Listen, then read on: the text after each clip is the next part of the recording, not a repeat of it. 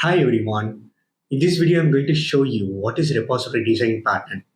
Before I go ahead, if you are new to this channel, please make sure to subscribe and like this video if you love the content. Let's jump into it. What is repository design pattern? It's a pattern that provides an abstraction between your data and business layers. There are some pros and cons with this pattern. Here I have a WebAPI project that is built in .NET 9. In this one, I'm going to implement the repository design pattern. Let's see how to do that. As you can see here, I have a course controller with iGeneric repository injected as a dependency. Here you see I have HTTP get to get all courses, HTTP get of ID to get a course by ID, HTTP post to post a course, HTTP put of ID to update a course, HTTP delete of ID to delete a course. Here you can see I have course model or table course. ID will be our key with name. Here I have add course request to add a course. Here I have edit course request to edit a course. Under repositories folder, I have voluntary learning context that is nothing but injecting that DB context from program.cs. Here I have a DB set course. Under this repository, I'm going to create an interface called iGeneric repository. As you can see here in course controller, I have this get all asynchronous of course, get asynchronous, add asynchronous, update asynchronous, and delete asynchronous. I'm going to create everything there in iGeneric repository. Task of list of T, get all synchronous,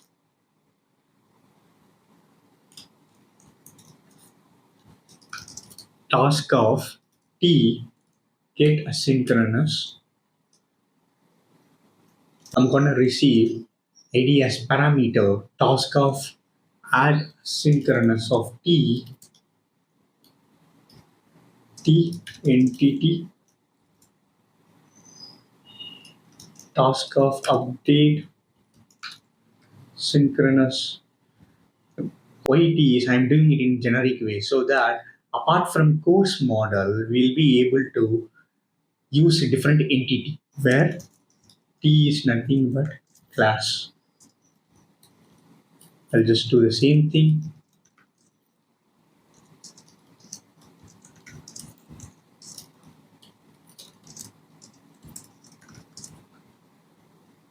Okay. Then task of delete asynchronous of T, I'll receive ID as parameter where T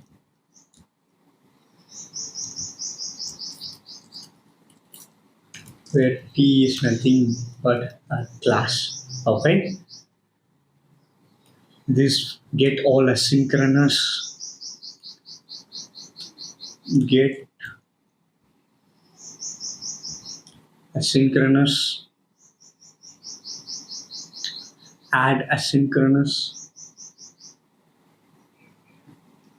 update asynchronous, delete asynchronous, get an asynchronous with ID, update asynchronous, delete asynchronous with ID. Perfect.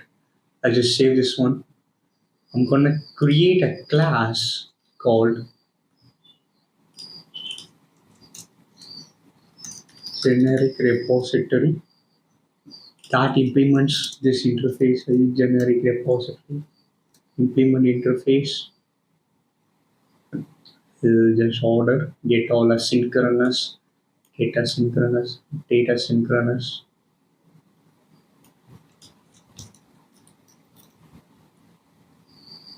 Get all get, add synchronous, delete asynchronous. Control K, Control F, save it. Okay. Here I'll say return a weight of, this will be an asynchronous method. Return a weight of I'll inject context here.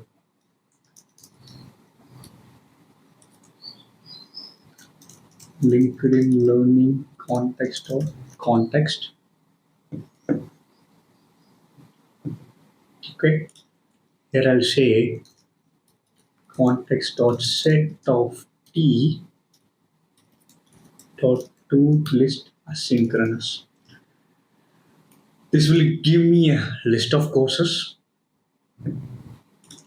Here I'll say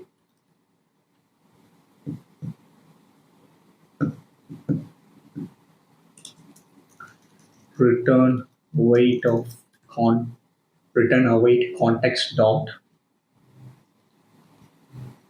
set t dot find asynchronous of id. Save it. Here I'll say wait context dot set dot add asynchronous of entity that I'm going to receive as parameter. Await context dot save changes asynchronous. Save it. Here I'll say await context dot set t dot date of entity. Wait context dot save changes asynchronous. Okay, then delete asynchronous. I'll say variable of db set is equal to context dot set. Okay, then variable of entity. This will give me a db set. Okay, variable of entity is equal to db set dot find asynchronous of id. If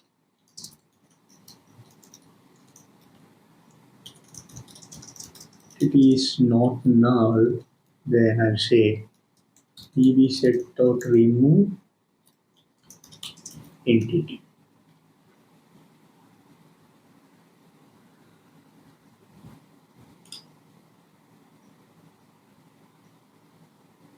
Say await. Okay, await context dot save changes asynchronous. Okay, I will do Control K, Control F. After that, I'll close everything. I'll just go to this program.cs where we'll have to register our interface builder.services.add scope. I generate a repository of repository. Okay, I'll close this one also. I'll open course controller. Okay, now everything is looking good. Right click on this one, build. Let's see if I have any error. Always drop the date, terminal views a bit. Okay, person controls. I'll just close this one. Okay, this is what the repository design pattern. By having a generic interface, not only I can do CRUD operations in course entity, if I have one more entity, I'll be able to do there as well.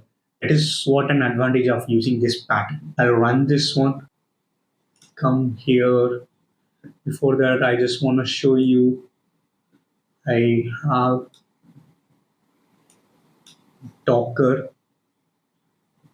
Here I have a container with the SqlServer 2022 image that is running on. Also, I just want to show you Azure Data Studio connected to this database. If I do select start from course, On this particular database, you see we don't have anything at all.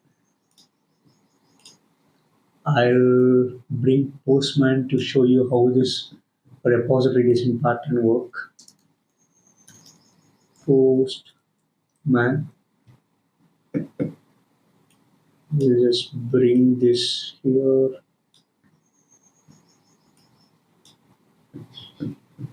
So I just want to show you, before that, I'll run this Visual Studio by clicking this play icon. It's running. Yep. I'll show you. Since this is .NET and 9, we don't have that /file/index HTML. Microsoft dropped it. In order to access your JSON document, you'll have to do /openap/v1.json. It's running. If I run this again, you see, yeah, it's running. I just minimize this one. Open this Postman.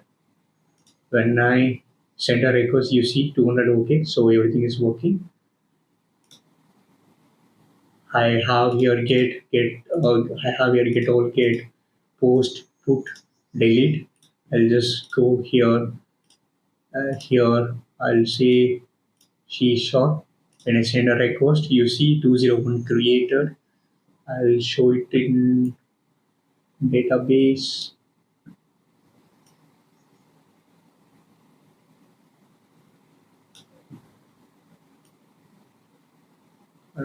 Yeah. When I run, you see one C#. I'll send one more thing. Minimize this one. We'll say Docker send. You see again it is 201. Minimize this one. You see if it is created. You see Docker created. I'll come here. I'll do a put request with